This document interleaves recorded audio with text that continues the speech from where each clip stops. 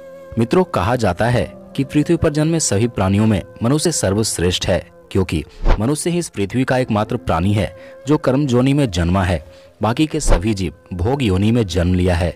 वैसे तो कर्म, जन्म व मृत्यु को लेकर कई वेद पुराणों में कई बातें बताई गई है, परंतु श्रीमद् भागवत गीता में स्वयं श्री हरि विष्णु ने जो बातें बताई है वो सर्वश्रेष्ठ है, जिसे जानकर मनुष्य जन्म, मृत्यु व पाप पुण्य से परे होकर अंत में मोक्ष को प्राप्त कर भगवान विष्णु में समाहित हो जाता है।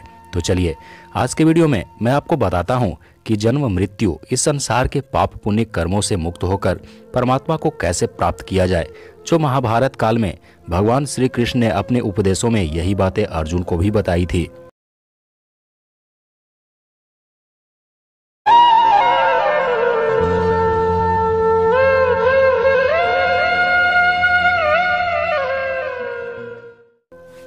भगवान श्री कृष्ण कहते हैं कि जब किसी प्राणी की मृत्यु होती है तो उसके सूक्ष्म शरीर यानी कि आत्मा जो होता है वो मनुष्य के शरीर जैसा ही होता है, परंतु अति लघु होता है, जो साधारण आंखों से दिखाई नहीं पड़ता।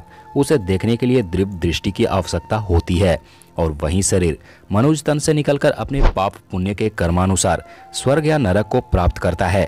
जिस प्रकार मानव शरीर पंच तत्वों से बना होता है, उसी प्रकार इस शरीर के अंदर भिन्न भिन्न स्तर पर 5 शरीर होते हैं, जिनमें पहला अन्नमय कोष, दूसरा प्राणमय कोष, तीसरा मनोमय कोष, चौथा विज्ञानमय कोष, 5वां आनंदमयी कोष है।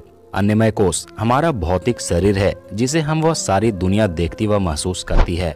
प्राणमय कोष जहाँ से सूक्ष्म शरीर की शुरुआत होती है, जो अदृश्य होता है। मनोमय कोष उससे भी सूक्ष्म होता है, जिसे केवल दिव्य दृष्टि से ही देखा जा सकता है।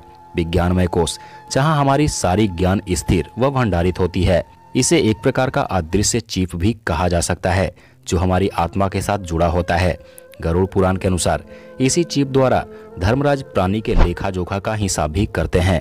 आनंदमयी कोष जो सबसे अधिक सूक्ष्म होता है, जिसमें आत्मा का निवास होता है, परंतु प्राणी के मृत्यु के पश्चात जीवात्मा मनोमय कोष को धारण करके अंत में उस धाम को जाता है, जहां से उसके पाप पुण्य का लेखा जोखा का हिसाब किया जाता है। इसके अनुसार उसी प्राणी के कर्मों के अनुसार उसका भोग करना पड़ता है, जिसके लिए भोग योनियां बनाई गई है, जो 2 प्रकार की होती है, उच्च योनियां व नीच योनियां। जो पुण्य कर्म करते हैं वह उच्च योनि में जाकर स्वर्ग का भोग करते हैं, और जो पापी प्रवृत्ति के होते हैं वो भोग योनि में जाकर नरक का भोग करते हैं। कई बार प्राणी के पाप कर्मों का भोग उसे इसी जन्म में भोगना पड़ता है। उस प्राणी के जितने पुण्य होंगे वह उतने दिनों तक स्वर्ग का भोग कर पुनः मनुष्य योनि में जन्म लेता है, और जो प्राणी पाप करता है उसे उसके पापों के अनुरूप उसे नरक भोगना पड़ता है, और अंत में भोग योनि में जन्म लेकर इस सांसारिक बंधनों में फंसा रहता है। मनुष्य को छोड़कर इस पृथ्वी पर जितने भी जीव हैं सभी भोग योनि में जन्मे हैं। केवल मनुष्य ही एकमात्र प्राणी है जो कर्म योनि में जन्मा है। श्रीमद् भागवत गीता के अनुसार भोग योनि में जन्मे प्राणी अगर आपको कोई नुकसान पहुंचाते हैं तो उसे पाप का भागी नहीं माना जाएगा, परंतु अगर मनुष्य किसी भोग योनि में जीव को प्रताड़ित करता है तो उसे पाप का भागीदार बनना पड़ता है, क्योंकि मनुष्य ही एकमात्र जीव है जिसमें सोचने समझने की क्षमता होती है, गलत व सही के बीच निर्धारण करने की क्षमता होती है। मनुष्य योनि ही एकमात्र ऐसी योनि है जहाँ से मोक्ष प्राप्त किया जा सकता है। मोक्ष का मतलब केवल स्वर्ग नहीं, अपितु मोक्ष वो है जो जन्म मृत्यु के बंधनों से मुक्त होकर जीवात्मा भगवान श्री नारायण में समाहित हो जाए, अर्थात आत्मा श्री नारायण द्वारा ही बनती है और अपने पुण्य कर्मों के द्वारा स्वर्ग से भी ऊपर भगवान श्री नारायण में समाहित हो जाती है।